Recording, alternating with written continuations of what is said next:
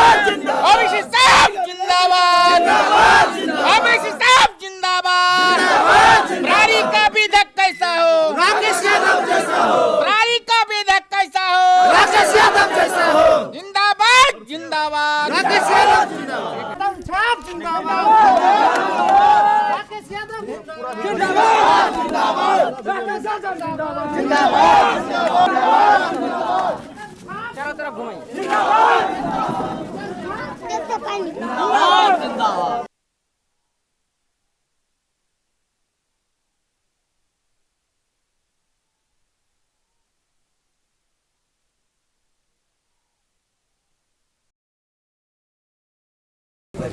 बिहार विधानसभा चुनाव का नगाड़ा बज चुका है और ये नगाड़ा सारे जनप्रतिनिधियां मिलकर बजा रहे हैं।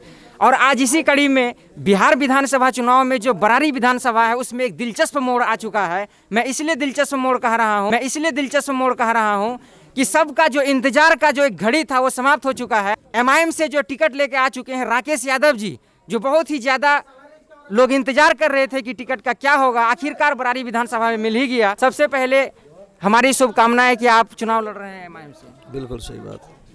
क्या दिक्कतें सामने आई टिकट मिलने में सर? देखिए, आप तो जान रहे हैं कि शुरू से ही मेरे ऊपर सारा जितना भी पॉलिटिक्स था बरारी का सब लगा हुआ था कि इसको टिकट ना मिले, क्योंकि विरोधी को मेरे से बहुत डर था कि एमआईएम अगर यहाँ टिकट लेके आती है तो हम लोग बिल्कुल हार जाएंगे, एमआईएम जीत जाएगी।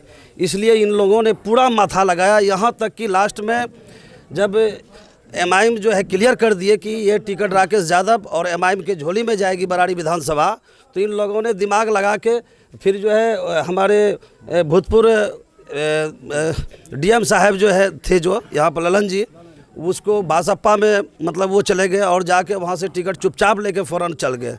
जब हमारे माननीय ओवैसी साहब को, असदुद्दीन ओवैसी साहब को पता चली इस बात की, तो वो फ़ौरन मेरा नाम जो है वहाँ से आप लोग देखेंगे ट्वीट किए कि राकेश यादव को मैंने जो है बरारी विधानसभा से निर्गत किया। ये कौन क्यों लिया? अगर बासप्पा को मेरे असदुद्दीन ओवैसी साहब ने एक शब्द में कहा, खुले चैलेंज किया कि अगर आप बरारी विधानसभा नहीं छोड़ते हैं तो मैं पूरे बिहार से अकेला चुनाव लड़ूंगा।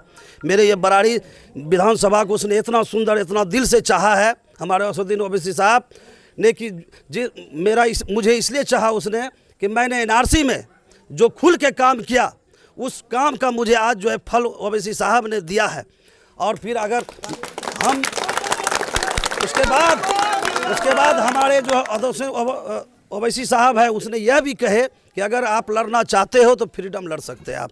अगर आपकी मन है कि मैं मायावती जी से बोलना चाहता हूँ, हमारे ओवैसी साहब ने यह भी बोले कि अगर आप लड़ना चाहते हो बरारी विधानसभा से तो आप फ्रीडम लड़ सकते हो, मेरा भी पार्टी तैयार लड़ने के लिए।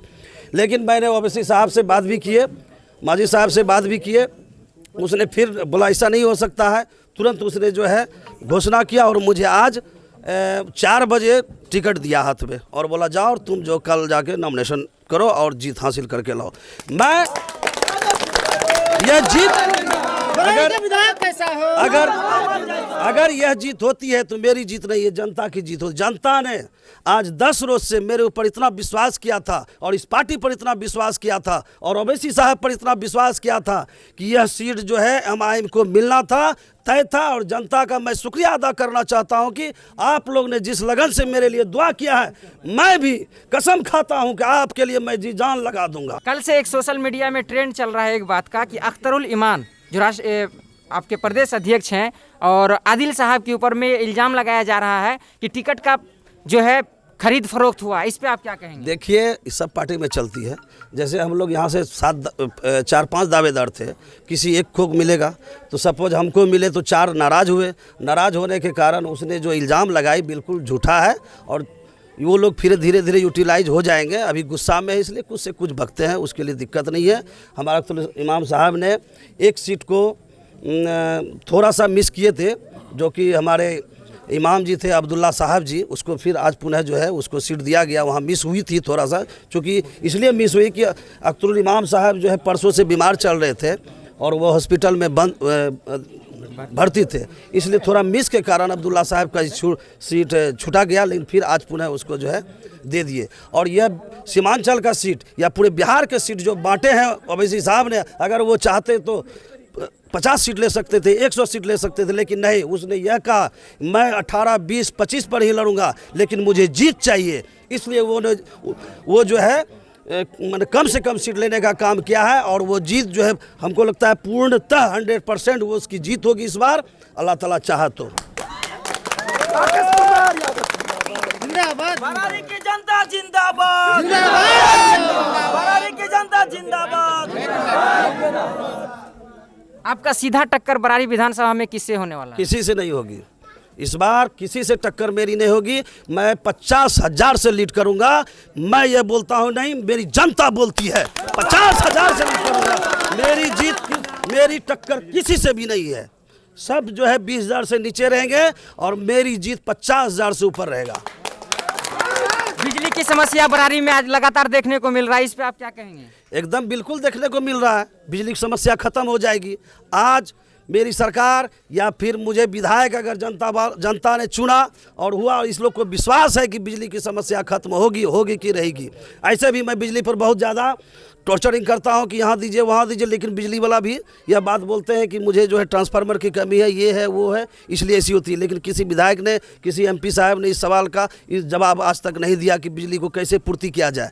लेकिन मैं बस 10 तारीख के बाद देखिएगा बिजली की समस्या दूर होती है या नहीं होती है। अक्सर कहा जाता है कि ओवैसी साहब की पार्टी जो है वो मुस्लिमों की पार्टी है। अब कहाँ रही भाई साहब मुस्लिमों की पार्टी? देवेंद्र यादव आ गए, मायावती जी आ गए, उपेंद्र कुशवाहा जी आ गए, और 2 यादव जी को टिकट दिए, बहुत सारे हिंदू को टिकट दे रहे हैं। कहाँ से मुस्लिम पार्टी आ गई? आप लोग बार बार ये जो बात बोलते हैं, मैंने शुरू में ही बोला हूँ कि मैं क्या मुस्लिम हूँ? मैं एक यादव हूँ, मुझे टिकट दिया गया है बुला के। कैसे बोलते हैं लोग कि मुस्लिम की पार्टी है?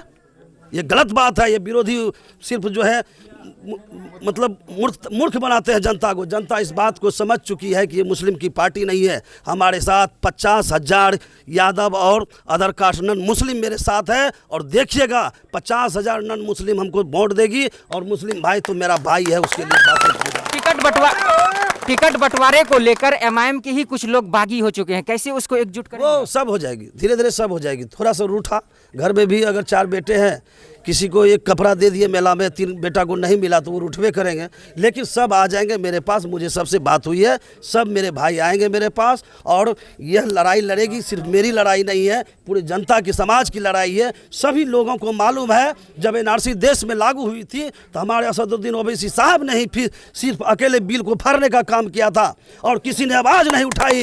उसके बाद इस देश में जनसैलाब उमड़ गई। इसलिए सब आदमी को पता है आज एनआरसी लागू नहीं हुआ है तो ओवैसी साहब का देन है। इन मुद्दों को लेकर आप मैदान में उतर रहे हैं, मुद्दा क्या है आपका? देखिए, यहाँ बहुत मुद्दा है। शिक्षा की मुद्दा है, बेरोजगारी की मुद्दा है, बिजली की समस्या है, विस्थापित की कटाव पीड़ित विस्थापित का समस्या है। उसके बाद ये पुल जो है हमारा साहेबगंज और बरारी में जो बनने वाली थी, आज बहुत दिन से बोला गया था कि बनेगा, आज तक नहीं बना। बहुत ही समस्या, हम सभी समस्या को लेके खड़ा उतरेंगे।